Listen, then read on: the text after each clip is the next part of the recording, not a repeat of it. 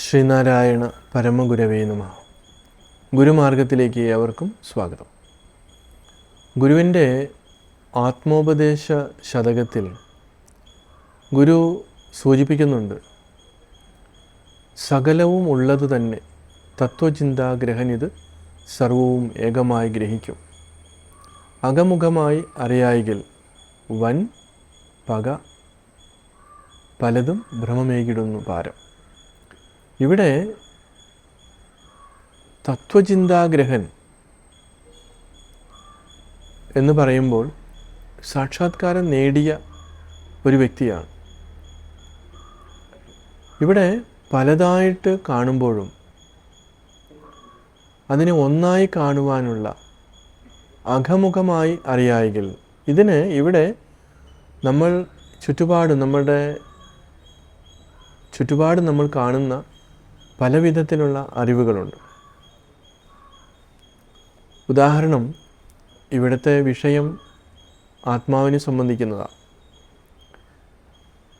ധാരാളം ദൈവ സങ്കല്പങ്ങൾ, ദേവതാ സങ്കല്പങ്ങൾ ഒക്കെ ഇവിടെ ഉണ്ട്. ഒരു സത്യാന്വേഷിയായിട്ട് പുറപ്പെടുമ്പോൾ അയാളുടെ ഉപാസന ദേവതയുണ്ടാകും.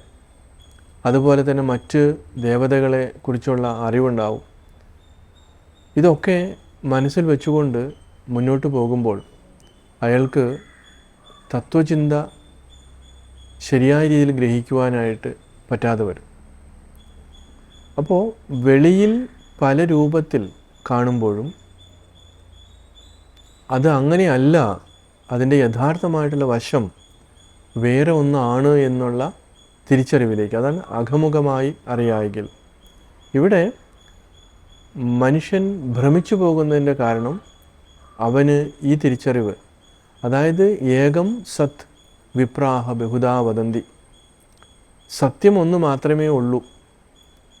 അത് വിപ്രന്മാർ, പണ്ഡിതന്മാർ പല രൂപത്തിൽ അതിനെ പറഞ്ഞിരിക്കുന്നു, അവതരിപ്പിച്ചിരിക്കുന്നു. നമ്മളുടെ ചുറ്റുപാടും ഏത് മതത്തിൽ നമ്മൾ നോക്കിയാലും അവിടെയൊക്കെ ദേവതാ പൂജകൾ നമ്മൾ കാണാം.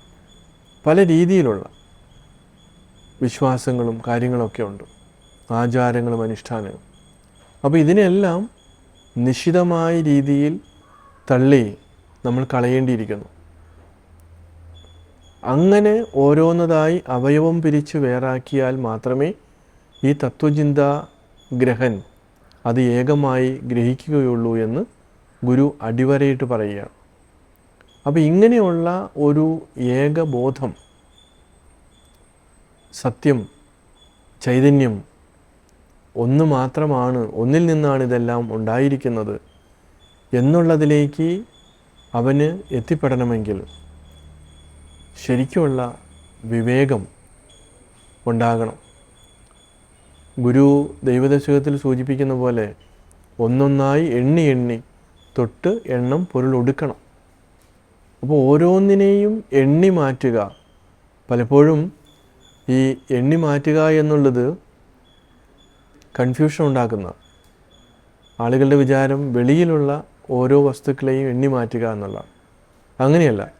ഇവിടെ എന്ത് ആത്മാവല്ല, നേതി എന്നാണ് അത് ഉപനിഷത്തിൽ പറയുന്നത്. അപ്പോൾ എന്ത് ആത്മാവല്ല, അല്ലെങ്കിൽ എന്ത് ദൃശ്യമാണ്, നമ്മളിവിടെ ദൃക്കും ദൃശ്യവുമുണ്ട്. ഈ ദൃശ്യത്തെ നമ്മൾ പൂർണ്ണമായിട്ടും ഓരോന്നോരോന്ന് മാറ്റി മാറ്റി നോക്കിക്കഴിയുമ്പോൾ മാറ്റാൻ പറ്റാതെ നിൽക്കുന്ന ഒന്നുണ്ട്, എല്ലാത്തിനെയും കണ്ടുകൊണ്ടിരിക്കുന്ന ദൃക്ക്. ആ ദൃക്കിനെ കാണുന്നത് ആരാണ്? അതിനെ പ്രകാശിപ്പിക്കുന്നത് ആരാണ്? ഈ രീതിയിലേക്ക് സൂക്ഷ്മമായ തലത്തിൽ അവൻ ചിന്തിക്കാൻ തുടങ്ങും.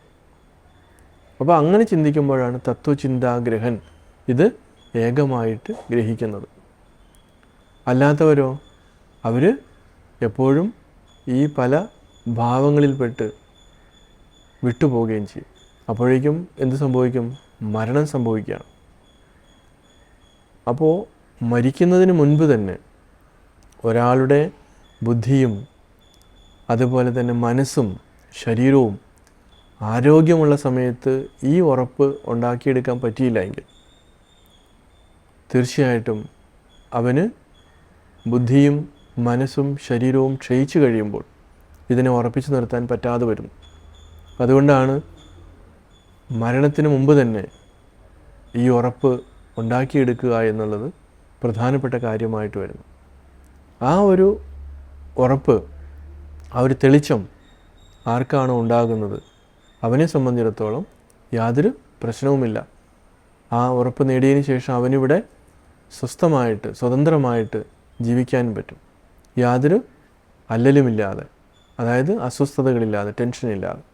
തീർച്ചയായിട്ടും അതിന് സാധിക്കട്ടെ. എവർക്കും നമസ്കാരം.